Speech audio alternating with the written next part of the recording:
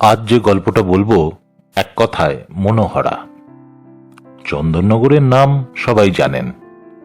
এই শহর আর তার আশপাশের এলাকার মিষ্টির নামডাক প্রচুর। এখনো কলকাতার অফিস পাড়ায় কিছু মানুষ নিয়ম করে এখানকার মিষ্টি বিক্রি করতে যান। বিশিষ্ট সত্যজিৎ গবেষক দেবাশিস মুখোপাধ্যায় এ শহরেরই বাসিন্দা। তিনি রসিক মানুষ, মিষ্টি নিয়ে খোঁজ খবরও রাখেন প্রচুর। আজ এখানকার একটা মিষ্টির গল্প বলবো, যে গল্পের সঙ্গে জড়িয়ে সত্যজিৎ রায়ের নাম। তবে জল ভরা তালশাঁস সন্দেশের গল্প নয়, সেটা আর একদিন বলবো। আজ বলি সূর্যমোদকেরই আর একটা মিষ্টির কথা, মনোহরা। গল্পটা দেবাশিসদার মুখেই শোনা। সেটা ৮০-র দশক। সত্যজিৎ রায়ের সঙ্গে মুখোমুখি আলাপ হয়েছে দেবাশিসদার। তারপর বেশ কয়েকবার ওর বাড়িতে যাওয়াও হয়ে গিয়েছে। একদিন তিনি সত্যজিতের ঘরে ঢুকে দেখেন বৌদি মানে বিজয়া রায়ও বসে আছেন। দেবাশিসদা ঘরে ঢুকতেই সত্যজিৎ স্ত্রীর সঙ্গে আলাপ করিয়ে দিলেন, এই হচ্ছে দেবাশিস। দেবাশিসদা একটু অবাক। বিজয়া বললেন, ও তুমি দেবাশিস? মানিক তোমার কথা বলে, ছেলেও বলে। আমি তো ধরতেই পারি না কার কথা বলছে। তুমি কখন আসো কখন যাও কিছুই জানতে পারি না। এসব কথার কোনো উত্তর হয় না। দেবাশিসদা বোকা বোকা মুখে তাকিয়ে রইলেন।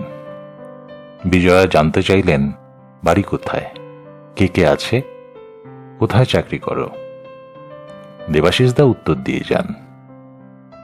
সত্যজিৎ কখনো দেবাশিসদাকে এসব ব্যক্তিগত প্রশ্ন করেননি। বিজয়ার প্রশ্নে দেবাশিসদা বলেন, বাড়ি আমার ভদ্রেশ্বরে। তখন অবশ্য দেবাশিসদা ভদ্রেশ্বরেই থাকতেন। সঙ্গে সঙ্গে সত্যজিৎ বলে উঠলেন, ভদ্রেশ্বরে একটা ভালো মিষ্টির দোকান আছে না? দেবাশিসদা অবাক। ভদ্রেশ্বরে অনেক মিষ্টির দোকানই আছে, কিন্তু ভালো মানে বিখ্যাত মিষ্টির দোকান বলতে সত্যজিৎ কোনটা বোঝাতে চাইলেন ভাবতে শুরু করলেন দেবাশিসদা। এমন সময় সত্যজিৎ একটু বিরক্ত হয়েই জানতে চাইলেন, নিজের শহরের ভালো মিষ্টির দোকান চেনো না? তুমি বাঙালি তো, মিষ্টি খাও না? সত্যজিৎ স্ত্রীকে মঙ্কু বলে ডাকতেন। তারপরের কথাটা বিজয়া রায়কেই। তোমার মনে আছে মঙ্কু, আমরা যখন গাড়িতে শান্তিনিকেতন যেতাম, ওই দোকানে গাড়ি থামিয়ে সন্দেশ কিনতাম, অসাধারণ মনোহরা করত। বিজয়া বললেন, না আমার ওসব মনে নেই। শুনে সত্যজিৎ বললেন, আরে জিটি রোডের ডান দিকে পড়তো, মনে নেই? সেই কবেকার কথোপকথন দেবাশিসদার এখনো হুবহু মনে আছে। একটু তার মুখেই শুনি। মানিকদার মুখে জিটি রোডের ডান দিকে শুনতেই আমি বললাম, ও আপনি সূর্যমোদকের কথা বলছেন? মানিকদা বলে উঠলেন, হ্যাঁ হ্যাঁ, সূর্যমোদক সূর্যমোদক খুব ভালো মিষ্টি করতো, মনোহরাটা বড্ড ভালো করতো। এখনো আছে তো দোকানটা? কথাটা বলতে গিয়ে তার মুখটা উজ্জ্বল হয়ে উঠল। মিষ্টি খেতে তিনি কতটা ভালোবাসতেন সেটা বোঝা গিয়েছিল শুধু দোকানটার নাম মনে পড়াতেই। বললাম, মানিকদা ওটা ঠিক ভদ্রেশ্বরে নয়, ওটা চন্দননগরে। মানিকদা প্রতিবাদ করে উঠলেন, না না না, চন্দননগর শুরু হওয়ার ঠিক আগেই দোকানটা। আমি তো খেয়াল রাখতাম যাতে দোকানটা মিস করে না যায়। একটা ছোট খালের মতো আছে না, দুদিকে দুটো গেটের থাম আছে, সেখান থেকে মানে চন্দননগর শুরু, দোকানটা ঠিক তার আগে, ওটা ভদ্রেশ্বরে। আমি তো অবাক, আমার নিজের শহরের দোকান, কিন্তু লোকে চিরকালে সূর্যমোদকের দোকানকে চন্দননগরের গর্ব বলে এসছে, অথচ দোকানটা চন্দননগর কর্পোরেশনের এলাকা শুরু হওয়ার ঠিক আগে বাবুবাজারের মোড়েই। তাছাড়া সত্যজিৎ রায় যখনকার কথা বলছেন তখন কিন্তু সূর্যমোদকের ওই একটিই দোকান ছিল। এখন সূর্যমোদকের অনেক দোকান হয়েছে চন্দননগরে, মানকুণ্ডুতেও হয়েছে। সেসব দোকানে বাইরে থেকে আসা লোকজন মূলত জল ভরা তালশাঁসেরই খোঁজ করেন। মনোহরার খোঁজ বোধহয় ততটা হয় না। কিন্তু সত্যজিৎ তালশ্বাস নিয়ে কোনো কথা তোলেননি দেবাশিসদের কাছে। সত্যজিতের কিঞ্চিত বকুনি খেয়ে দেবাশিসদা পরের রবিবারেই গিয়েছিলেন সূর্যমোদকের দোকানে মনোহরা কিনতে। চলুন আবার ফিরি দেবাশিসদার কাছে। তখন দোকানের ক্যাশে বসতেন এক খিটখিটে বয়স্ক ভদ্রলোক।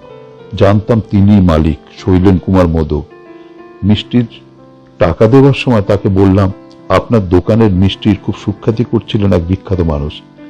তিনি আমার দিকে তাকিয়ে তার স্বভাব মতো রেগে প্রশ্ন করলেন, কে? বললাম, সত্যজিৎ রায়। উনি বললেন, ও হ্যাঁ জানি তো।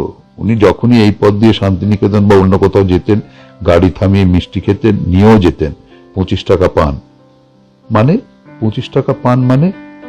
উনি একবার মিষ্টি খেয়ে 25 টাকা বায়না দিয়ে গিয়েছিলেন ফেরার পথে স্পেশাল মনোহরা নিয়ে যাবেন বলে। কিন্তু জিটি রোড দিয়ে আর ফেরেননি বোধহয়। তারপর থেকে আর এই রাস্তা দিয়ে যাতায়াত করেননি কখনো। আমি তো দেখিনি, দোকানেও আসেননি। বুঝলাম দিল্লি রোড দিয়ে ফিরে গিয়েছিলেন।